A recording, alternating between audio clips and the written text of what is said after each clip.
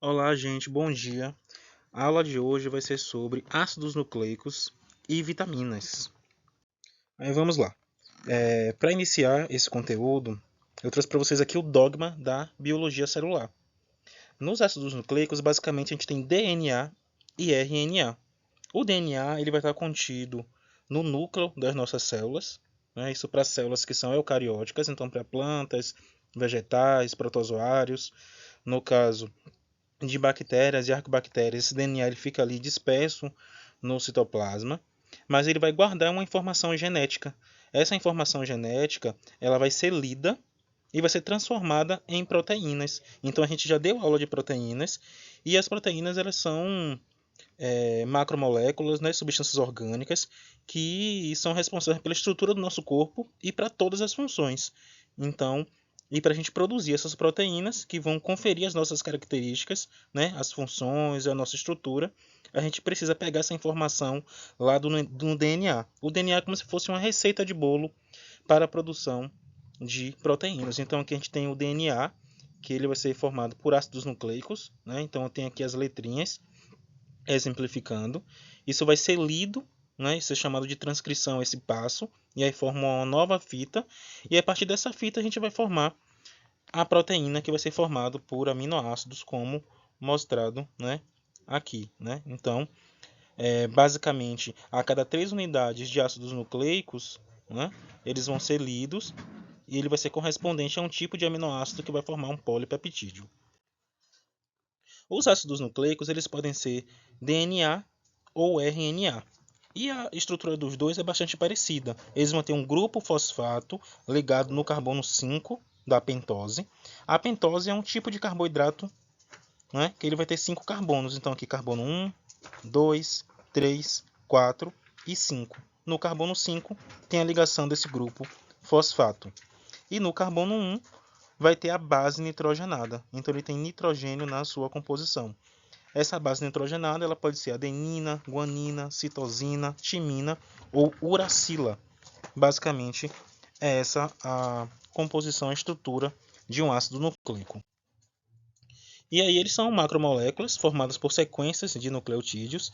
Eles armazenam e transmitem essas informações genéticas. Né? A estrutura deles eu já. Então, né, no carbono 5 a gente tem um grupo fosfato, no carbono 1 tem a ligação da base nitrogenada. E aí, o que diferencia DNA de RNA é a presença ou não de uma hidroxila. A hidroxila é um oxigênio ligado ao hidrogênio.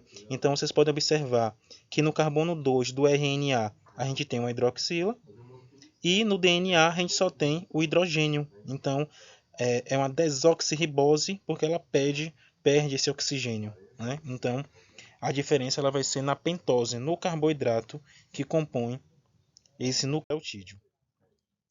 E aí, essas bases nitrogenadas, elas diferem. Elas podem ter apenas um anel na sua cadeia. Então, aqui vocês podem observar que uracila, citosina e timina só tem um anel, né, que são esses daqui, e são as pirimidinas. Já as purinas, que é adenina e guanina, têm 2 anéis. Então, é a divisão dos nucleotídeos. Então, uracila, citosina e timina são pirimidinas e as purinas, adenina e guanina. Então, é outra forma de a gente classificar esses nucleotídeos, pela presença ou não de uma hidroxila lá na pentose, no carbono 2, e pelo tipo de base nitrogenada que ela vai estar ligada lá nesse carbono. Outro ponto interessante é que existem tipos de ligação que vão formar esse polímero de nucleotídeos. Então a gente falou lá de carboidrato, que ele vai ter uma ligação entre o carboidrato e outro, vai formar um polímero, né, que vai ser uma ligação ali glicosídica. Os aminoácidos eles têm a ligação peptídica e vai formar também um polímero. E os nucleotídeos eles vão formar cadeias longas de DNA ou de RNA. E aí, onde é que ocorre essa ligação? A ligação ela vai ser do grupo fosfato que está no carbono 5, aqui, como vocês podem observar, com o carbono 3. Né? E aí, o sentido de ligação ele vai ser 5,3. do carbono 5 para o carbono 3. Carbono 5 aqui, que tem um grupo fosfato, para o carbono 3. Então vai ser o sentido de ligação.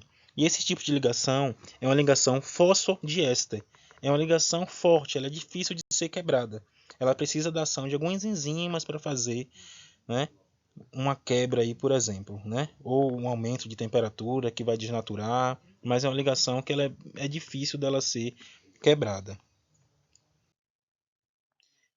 E aí, esse DNA também vai ter uma ligação entre as bases nitrogenadas, né? São bases que são complementares. E aí, por exemplo, guanina sempre vai se ligar a uma citosina.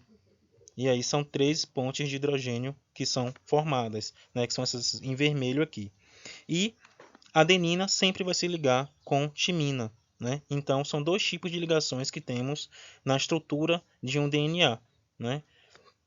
Tem a ligação que vai ser fosfodiéster e tem a ligação das bases nitrogenadas, que são pontes de hidrogênio.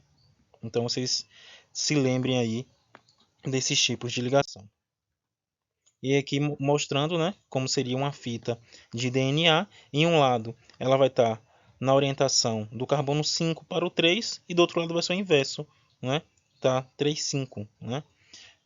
E aí as bases elas são complementares, então citosina sempre com guanina e timina com adenina.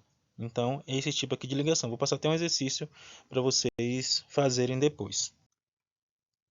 E aí, por ter essa ligação entre essas bases nitrogenadas, o DNA ele vai ficar numa forma de hélice, similar às proteínas, que também têm ligações de hidrogênio entre os aminoácidos, né, naquele grupo ali radical, e isso vai ter uma formação helicoidal lá na proteína. Aqui também vai ter uma formação de hélice, né, que é formada no DNA, pela atração das bases, que são bases nitrogenadas. Então, lembrando aqui no DNA, timina sempre com adenina e guanina com a citosina.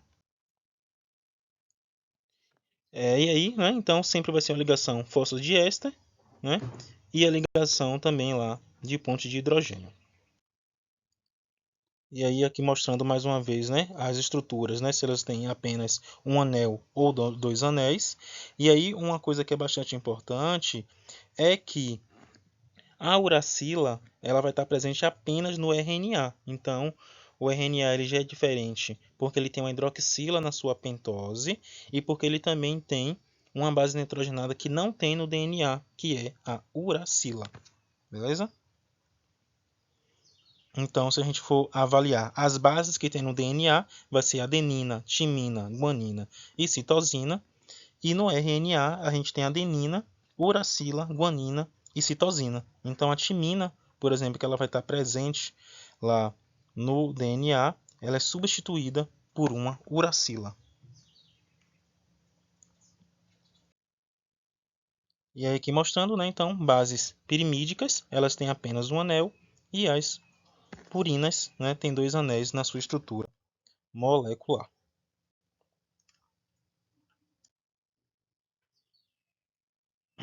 E aí nesse caso aqui, né, numa molécula de RNA, que ela vai ser após uma leitura da fita de DNA, ele não possui timina, e aí nesse caso, sempre que tiver uma adenina, ela vai se ligar a uma uracila.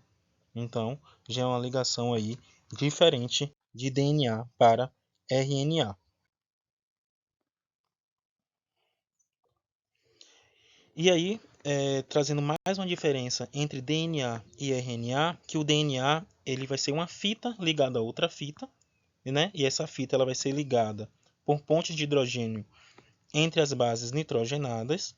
E já no RNA, ele vai ser uma fita simples, né? Então lembrem, DNA, fita dupla, e RNA vai ser uma fita simples. E aí o RNA ele vai ter uma função de fazer uma leitura do DNA para uma posterior produção de proteínas.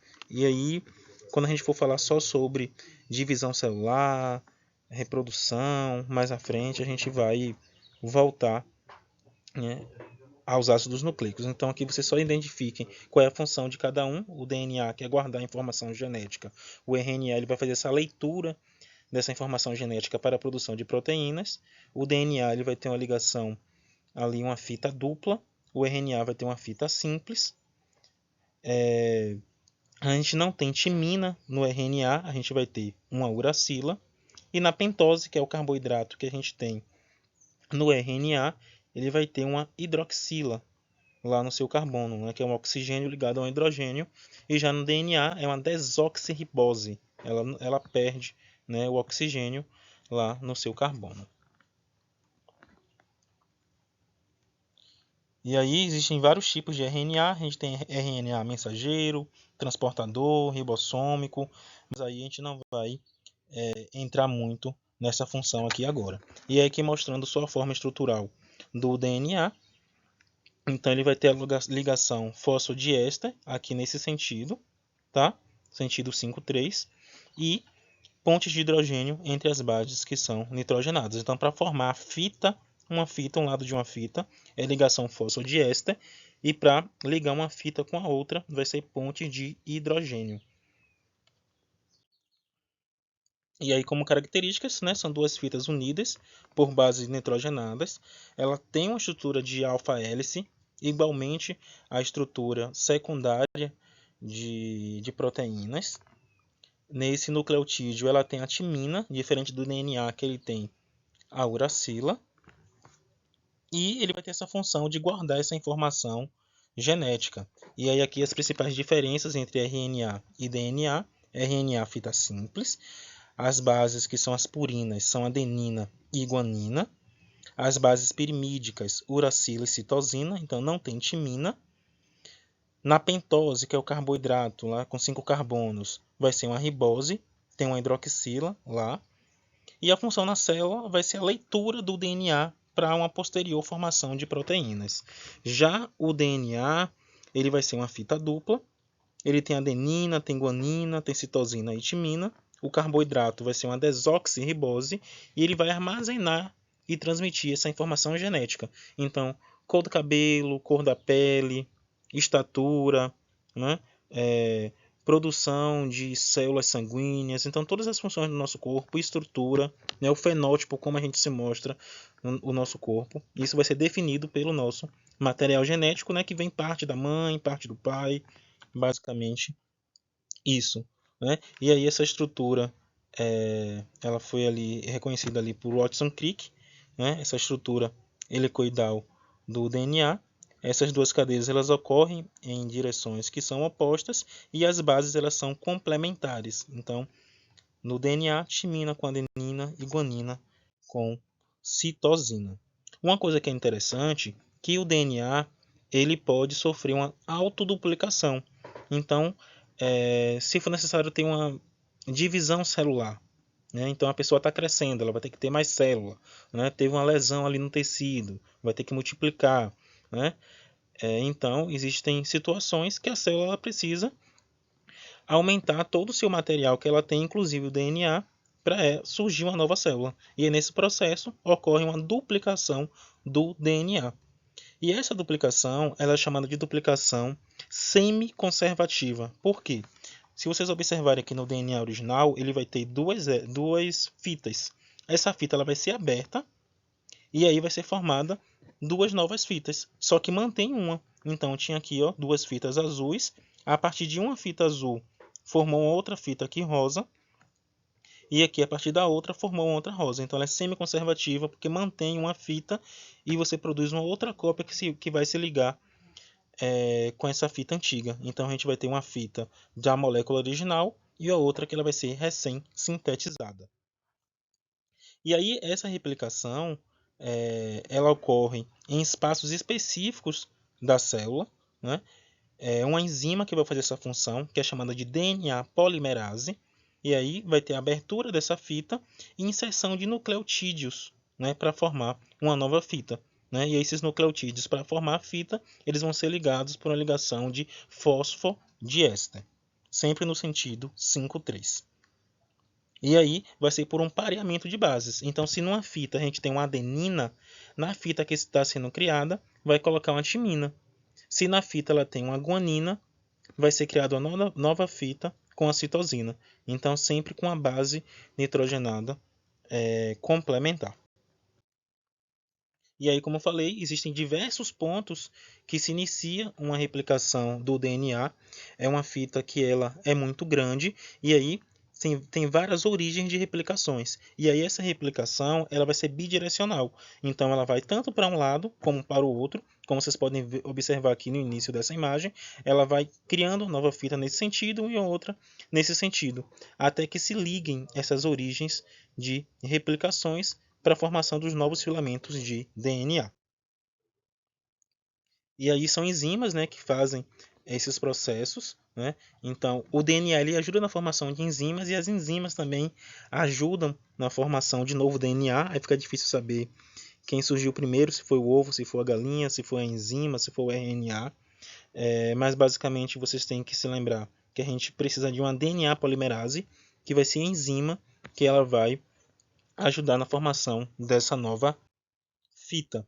E aí o sentido ele vai ser sempre no sentido 5,3, que é aquele sentido de ligações do carbono, né? Então a gente tem o grupo fosfato ali no carbono 5, né? Se liga ao carbono 3, então vocês se lembrem dessa ligação fosfodiéster.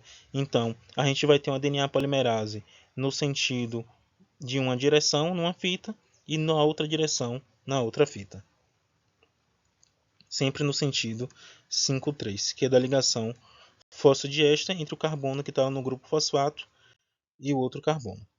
Então a gente só vai ter aí em ácidos nucleicos, só para saber que a gente tem DNA, RNA, qual é a função delas, né, quais são as diferenças, mas de maneira sintética. A gente tem o DNA que ele guarda a informação genética, ele tem adenina, timina, guanina e citosina, né, como nucleotídeos. Ele se organiza em formato de fita dupla, e essa fita dupla ela também fica no formato de alfa-hélice.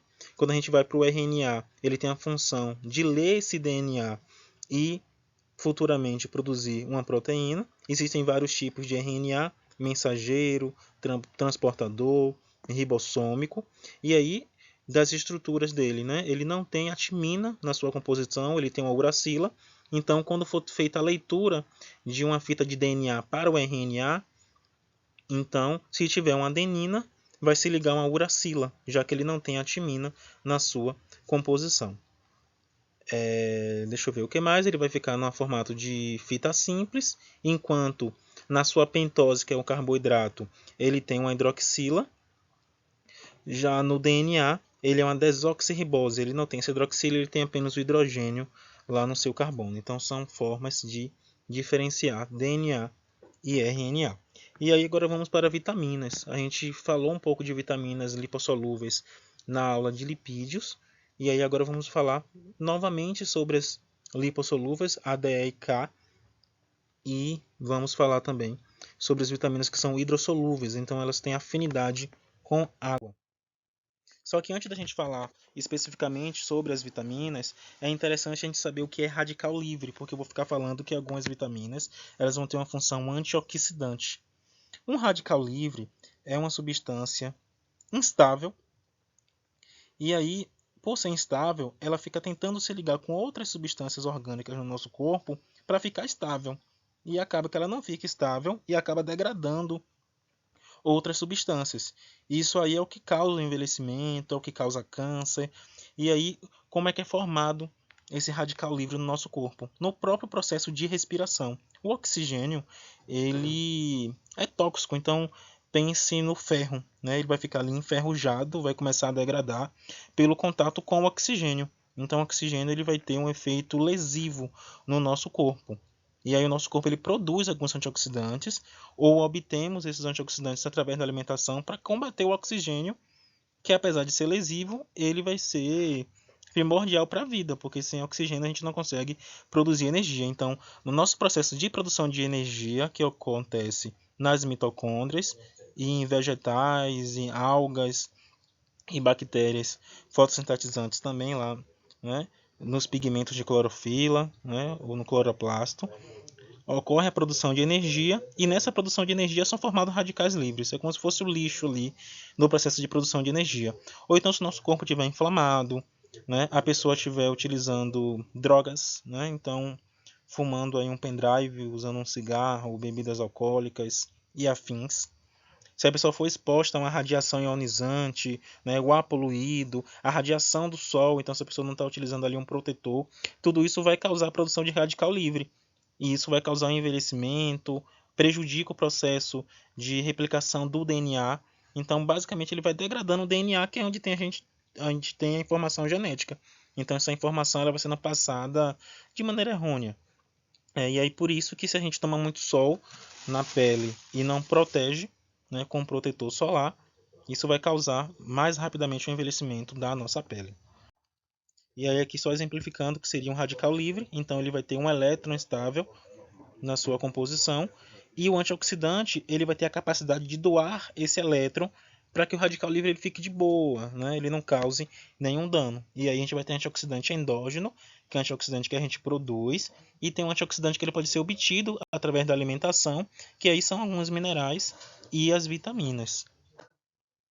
Então, as vitaminas elas são nutrientes que são reguladores, vão regular algumas substâncias biológicas e não vai ter caloria. Então, nas outras substâncias orgânicas que a gente estava observando, né, como proteína, carboidrato e lipídio, ele vai ter ali um valor energético. Então, você consome isso ali, vai ter caloria, né, que vai ser utilizado como fonte de energia e o excesso armazenado, né, em fonte de gordura ou em glicogênio, e já a vitamina ela não tem essa função. Então a gente precisa da vitamina em pequenas quantidades e elas agem como cofatores enzimáticos. Então, para que a enzima, né, ela tenha a sua função, ela vai se ligar a uma vitamina, né, e aí vai ser chamada de holoenzima. E aí, como se descobriu a importância dessas vitaminas e as funções delas? Basicamente, naquela época das grandes navegações, a dieta dos marinheiros era muito pobre em nutrientes. E aí eles começaram a ter alguns sintomas, então fraqueza, hemorragia, paralisia, até mesmo morte. E aí depois, né, eles ficando em terra firme e tendo uma alimentação mais balanceada, com frutas, com verduras, esses sintomas eles desapareciam, né? Então, basicamente, a alimentação nos navios, que era de biscoito seco, de carne salgada, alimentos que não se deterioram de maneira muito rápida, não fornecia vitaminas, né, os minerais, os nutrientes de maneira adequada e causava esses sintomas de deficiência de micronutrientes. E aí um sintoma bem comum, né, uma doença que pode acontecer, é o escorbuto. O escorbuto é um sinal assim de deficiência de vitamina C bem agravado, e aí tem como sintoma sangramento nasal e nas gengivas, né? Basicamente porque a vitamina C ela ajuda na estrutura dos vasos sanguíneos, né, e do colágeno também. E aí isso pode ser revertido com a ingestão de alimentos fontes de vitamina C, como frutas cítricas, né, laranja, limão, abacaxi, caju, né? Então alimentos aí que tem um alto teor de vitamina C. Uma outra doença é o beriberi. O beriberi ele vai causar uma paralisia, né? Falta de apetite, né? Um cansaço, e também era comum nesses navios, né? Nessas grandes navegações. E aí é uma deficiência de vitamina B1 ou tiamina que a gente encontra em vegetais, em cereais, né, carnes e leites, e aí pode ser revertido, né, com a ingestão desses nutrientes. A vitamina A ou retinol, retinol vem de retina, então lembre de saúde ocular. Então, um sinal de deficiência dessa vitamina vai ser a xeroftalmia, né, que tem como sintoma a cegueira noturna. Então, ela mantém a integridade da retina, mas também mantém a pele saudável. Então, quando a pessoa ela tem uma baixa ingestão de vitamina a pele ela pode ficar mais oleosa, ela pode ter mais acne, mais espinha, mais cravo. Tanto que a gente tem um medicamento que é o Rocutan. O Rocutan é vitamina A em uma dose bem alta e ela age diminuindo a oleosidade da pele. Mas também causa alguns danos, principalmente ao fígado, porque a vitamina A ela é solúvel em gordura, então o excesso dela ela vai ser armazenada no fígado. E aí por isso também uma fonte de vitamina A é o fígado. Então, se a gente comer fígado ali de bacalhau, fígado de boi, de bovino, então fígado vai ser uma ótima fonte de vitamina A, porque é um local de acúmulo de vitaminas que são solúveis em gordura.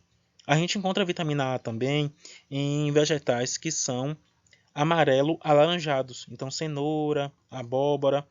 E assim, na verdade é uma provitamina A, né? A gente encontra nesses vegetais amarelados o beta-caroteno, e esse beta-caroteno ele vai ser convertido em vitamina A. E aí fontes, né? Fígado, manteiga, gema de ovo, são fontes de vitamina A no nosso corpo E aí, como sinal de deficiência, né, é a cegueira noturna. Então, basicamente, a deficiência de vitamina A vai alterar essa diferenciação celular.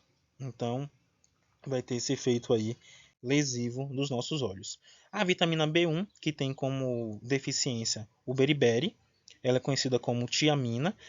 As vitaminas do complexo B, de maneira geral, elas ajudam na produção de energia no nosso corpo. E aí um sinal de deficiência das vitaminas do complexo B é a falta de apetite, é o cansaço.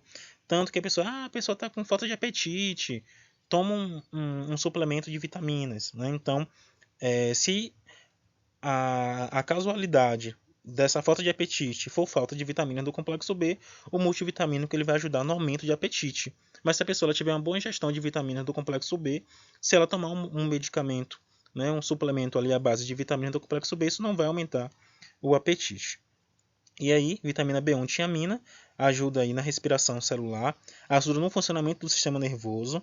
Então existe suplemento de tiamina em doses bem altas para tratamento de enxaqueca, para redução de dor. E aí as principais fontes são cereais, né? Feijão, leite, fígado, carnes magras, pão, são fontes de vitamina B1. A vitamina B2, a riboflavina, também ajuda na respiração celular, na coordenação nervosa. E aí, o sinal de deficiência vai ser uma ruptura na mucosa da boca. Então, aqui no canto da boca, ela pode causar alguns ferimentos. Né? Vai ser um sinal de deficiência de vitamina B2. E aí, as fontes são iguais da vitamina B1. Então, carnes, ovos, leite, fígado, vegetais folhosos, né? São fontes de vitamina B2. A vitamina B3 ou niacina também vai ajudar na produção de energia, né? E aí lembre-se também que todas as vitaminas do complexo B, elas são solúveis em água, são hidrossolúveis. Então se você come um excesso de vitamina do complexo B, sai na urina. Você não consegue armazenar vitamina B. Então você precisa ter uma ingestão diária de doses adequadas de vitamina B. Um sinal de deficiência de vitamina B3, que é a niacina, é a pellagra. Ela vai causar essas lesões na pele, né? Fraqueza, nervosismo, né? Distúrbios digestivos. E aí as fontes são carnes magras, ovos, leite e fígado. A vitamina B6, assim como B9 e B12, elas ajudam na hematopoese, que é a formação de hemácias, né? Que são componentes das nossas células do sangue. Então, existe um tipo de anemia, que não é anemia de ferro. A anemia de ferro é chamada de anemia ferropriva ou anemia microcítica. A gente tem anemia megaloblástica, que é anemia porque você não tem vitaminas que ajudam na formação dessas células lá do nosso sangue. Né? E aí vai ser um outro tipo de anemia. Então é preciso saber qual o tipo de anemia para saber que tratamento vai ser utilizado para que a gente consiga mitigar os danos dessa anemia. Então a vitamina B6, que é a piridoxina, ela também auxilia na respiração celular. Essa deficiência ela pode causar uma apatia, né, doenças de pele, e as fontes, né, fígado, leite, ovo, carnes magras, peixes e também cereais. A vitamina B9 ou ácido fólico, como eu falei, ajuda ali na hematopoese. A gente tem como fonte principal cereais integrais e vegetais folhosos verdes escuros. Então eles são fontes de ácido fólico. E algo que é importantíssimo para o ácido fólico, que ele ajuda na multiplicação celular, na divisão celular que a gente falou agora em ácidos nucleicos. Então, se a célula ela vai se dividir, ela precisa, né, produzir mais DNA. Então, ela vai abrir a fita de DNA para ter uma duplicação. E todo esse processo de multiplicação celular ele vai ser mediado pelo ácido fólico. E aí é muito comum que mulheres que fazem um planejamento para a gravidez, elas iniciam uma suplementação de ácido fólico para ajudar ali nessa multiplicação celular, na formação do sistema nervoso do bebê. Então, vai ser um preventivo, né? No sentido de danos ao sistema nervoso do bebê, você utilizar o ácido fólico até o primeiro trimestre da gravidez. Então, antes e até o primeiro trimestre é adequado se utilizar o ácido fólico, porque ele ajuda aí na formação do sistema nervoso. A vitamina B12, que é a cianocobalamina, ela só vai ser encontrada em produtos de origem animal, Nos outros a gente encontra em cereais, em vegetais folhosos, mas a vitamina B12 ela é exclusiva de origem animal. Então, se a pessoa ela for vegana, não come nada de origem animal, ela vai ter deficiência de vitamina B12 e precisa suplementar, né? A vitamina B12 ajuda na formação de células lá para o nosso sangue e, além disso, ela também ajuda ali na formação do sistema nervoso, na função das células. Então, um sinal ali de deficiência de vitamina B12 são distúrbios nervosos, né, confusão mental. Existe uma associação até de depressão com deficiência de vitamina B12 e pode causar ali, né, anemia perniciosa, quando a pessoa ela tem poucas hemácias, já que essa vitamina ela ajuda nessa formação dessas hemácias. Então, é de fonte de origem animal, mas bactérias também podem produzir vitamina B12. E aí os suplementos eles são feitos a partir da produção de vitamina por bactérias. E aí, por fim, a gente tem a vitamina C, que junto com as vitaminas do complexo B, elas também são solúveis em água, são hidrossolúveis, né? E aí a vitamina C ela ajuda na formação do colágeno. Então, é comum em produtos para a pele ter vitamina C. Também reduz a oleosidade da pele e ajuda na formação do colágeno, né? que mantém a pele, a gengiva, as articulações.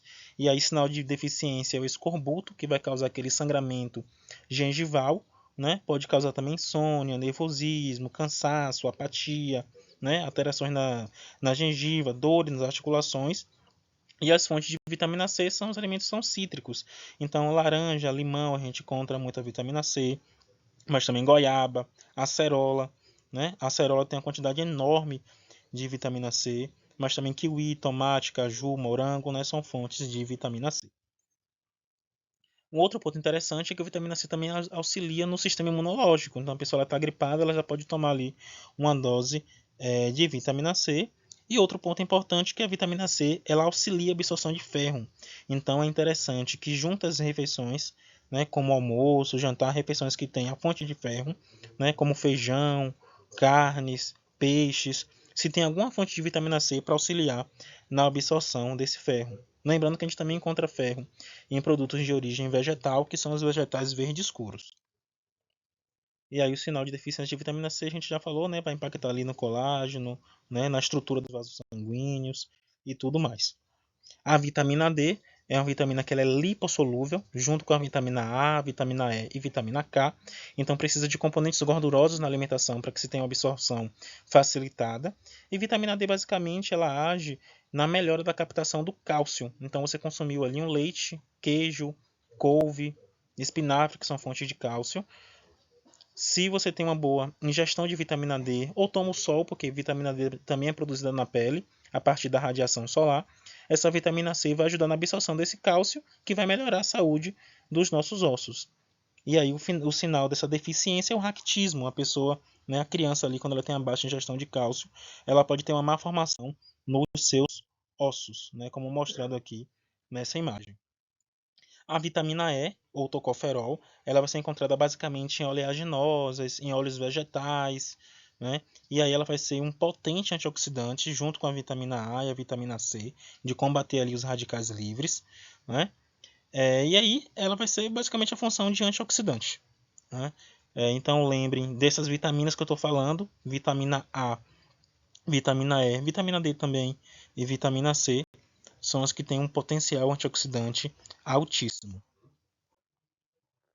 A gente também tem a vitamina K.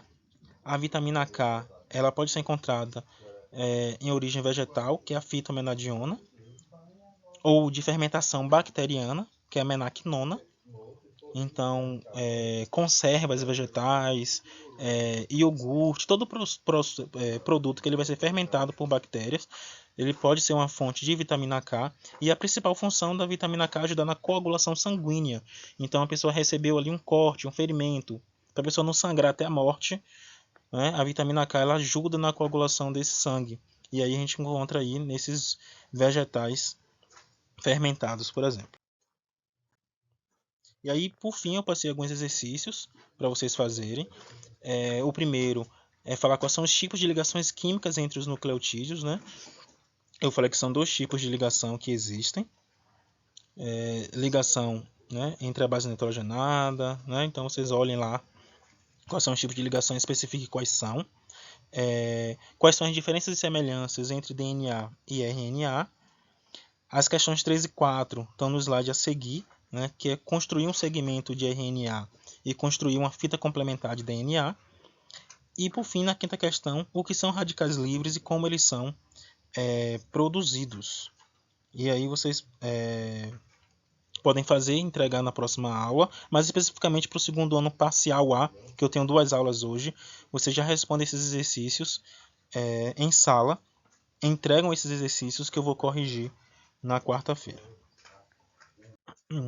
E aí, basicamente, aqui, nesse exercício 3, você vai construir uma fita complementar de DNA. Então, o DNA ele tem 2 fitas, né, como mostrado aqui, e ele vai ter sempre a ligação de uma base nitrogenada com outra. Então, sempre eu falei ali a timina, adenina com timina e guanina com citosina. Então, é basicamente o que você vai fazer aqui. É você formar a outra ligação do DNA.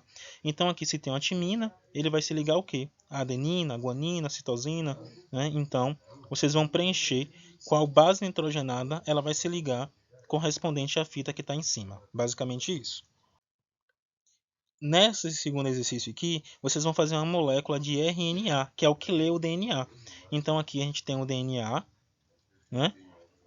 Então ele tem uma timina ligada a uma adenina, timina, guanina, citosina, citosina, guanina, as bases que são complementares. E aí a gente vai ter uma fita de RNA. Essa fita de RNA, como vocês podem ver, ela vai estar no sentido 5,3. Então vai ter que ser baseada nessa fita aqui que está em cima. Aí vocês têm que lembrar que a gente não tem timina no RNA. Né? Então, se tiver uma adenina, não vai ter uma timina no RNA, vai ser uma outra molécula. Né? Então, vocês lembrem qual é a outra molécula que se liga no lugar da timina, no RNA, e vocês preenchem aqui, né, como é que seria essa molécula de RNA.